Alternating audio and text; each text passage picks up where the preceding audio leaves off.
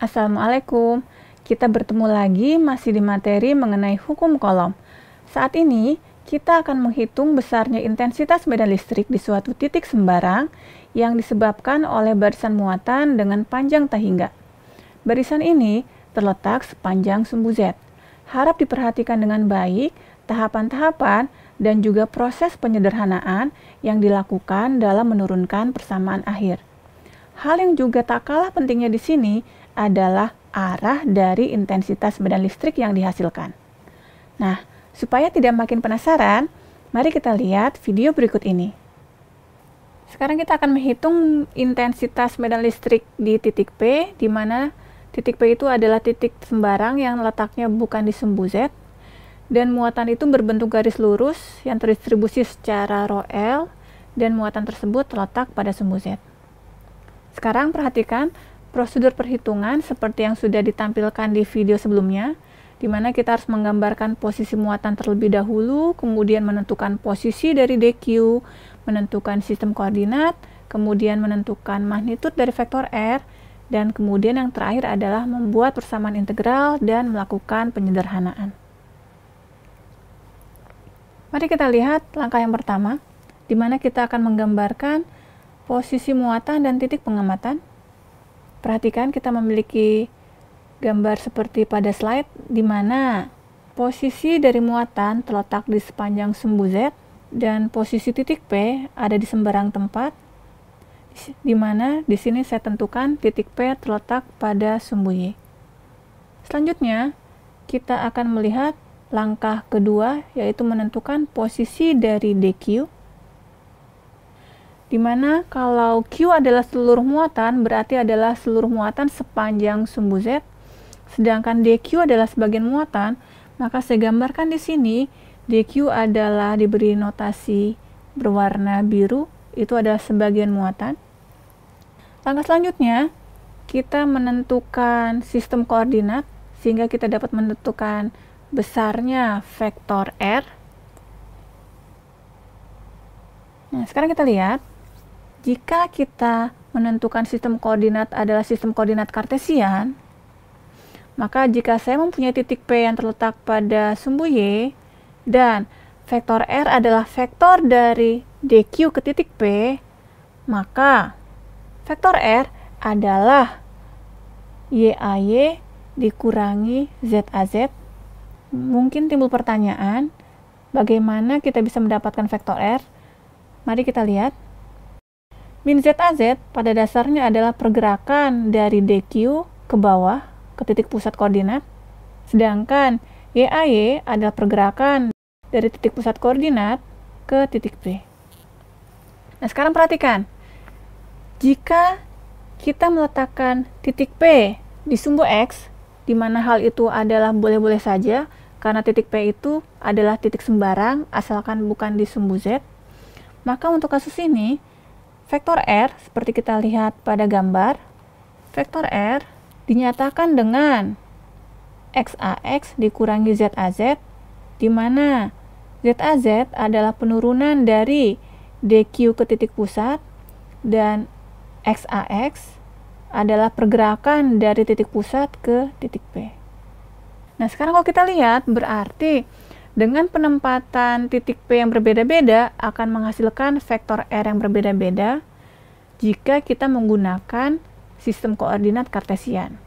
Tapi, kalau kita menggunakan sistem koordinat silinder, maka vektor R dapat dinyatakan dengan rho A rho dikurangi ZAZ. Meskipun titik P-nya terletak di sumbu Y ataupun di sumbu. Dengan kata lain, untuk kasus ini, kita akan menggunakan sistem koordinat silinder dengan vektor R sama dengan yang terlihat pada slide berwarna pink. Oke, sekarang kita akan lihat langkah berikutnya. Kita telah menentukan sistem koordinat, dan sekarang kita akan menentukan magnitud dari vektor R dan juga vektor satuan dari vektor AR, di mana tadi sudah kita nyatakan bahwa vektor R adalah rho A rho dikurangi ZAZ, dan vektor satuan dari vektor R adalah seperti yang kita lihat pada slide, dan magnitud dari vektor R jika dikuadratkan adalah rho kuadrat ditambah Z kuadrat, Dan sekarang mari kita lihat nilai dari dq. dq adalah rho L dikalikan dengan dl. dl adalah sebagian panjang, dan dl terletak pada sumbu Z. Dengan kata lain, dl berarti adalah sebagian panjang dari sumbu Z alias dz. Sehingga di sini kita nyatakan dq sama dengan rho L dikalikan dz. Sekarang kita masuk ke langkah ke-5, di mana kita harus membuat persamaan integral. Untuk menghitung intensitas medan listrik, kita gunakan persamaan integral dq dibagi 4 V epsilon 0 R kuadrat AR, di mana dari langkah sebelumnya kita sudah mendapatkan bahwa vektor R, vektor satuan AR, R kuadrat, dan dq sudah kita dapatkan. Maka dengan memasukkan semua besaran yang kita dapat dari slide sebelumnya ke dalam persamaan integral yang kita lihat pada slide di depan, maka akan kita dapatkan intensitas medan listrik di titik P persamaannya adalah sebagai berikut. Dimana kalau kita lihat, integral ini adalah integral terhadap dz, dan dz-nya bergerak dari minus tahingga sampai tahingga karena si barisan muatan itu terletak dari sumbu Z minus tahingga sampai sumbu Z positif plus tahingga. Langkah selanjutnya, kita berusaha untuk melakukan penyederhanaan karena integral ini terlihat cukup rumit. Dan kalau kita lihat, arah intensitas medan listrik di sini ada yang di arah arrow dan juga ada yang di arah AZ. Sekarang mari kita lihat. Jika saya menentukan dq1 posisinya seperti yang terlihat pada slide, maka arah medan listrik yang dihasilkan oleh dq1 di titik P arahnya bisa kita lihat pada slide. Dan jika sekarang selain dq1 saya juga memiliki dq2 yang dinyatakan dengan muatan yang berwarna hijau ini, maka arah intensitas medan listrik yang diterima oleh titik P yang disebabkan oleh dq2 arahnya seperti yang kita lihat pada slide, di mana kalau kita lihat arah vektor satuan AR1 dan vektor satuan AR2 akan saling bertolak belakang di arah sumbu Z. Dengan kata lain, di arah sumbu Z akan saling menghilangkan, sedangkan di arah arrow akan saling menambah. Sehingga persamaan yang tadi kita dapat untuk di arah sumbu Z bisa kita hilangkan, sehingga persamaan yang kita miliki adalah sebagai berikut. Kemudian kita keluarkan semua bagian yang tidak ada hubungannya dengan parameter Z, sehingga kita akan dapatkan persamaan E sama dengan sekian. Lalu kita lakukan integrasi, di mana hasil integrasi ini bisa kita lihat pada slide. Setelah kita sederhanakan, maka akan kita ketahui bahwa intensitas medan listrik di titik P adalah rho L dibagi 2 V epsilon 0 kali rho dengan arah vektor satuan arrow. Sekarang, mari kita perhatikan arah vektor satuan arrow ini.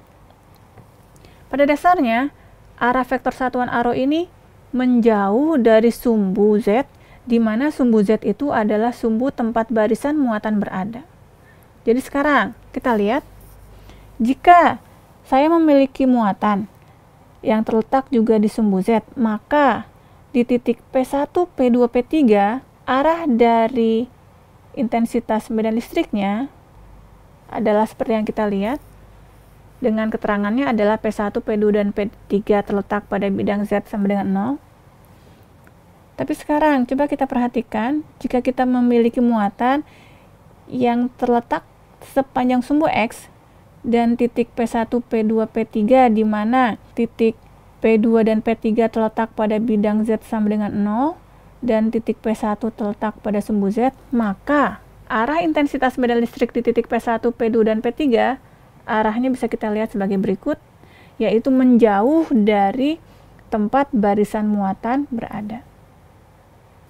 Hai, saya harap dengan menyaksikan video tadi, kalian semakin memahami cara menghitung medan listrik yang disebabkan oleh barisan muatan berbentuk garis lurus. Sebagai latihan di rumah, cobalah menghitung intensitas medan listrik yang disebabkan oleh barisan muatan berbentuk garis lurus yang terletak bukan di sumbu Z seperti yang dicontohkan pada video tadi. Sedangkan untuk video selanjutnya, kita akan menghitung intensitas medan listrik yang disebabkan oleh barisan muatan berbentuk lingkaran. Terima kasih dan sampai jumpa di video selanjutnya.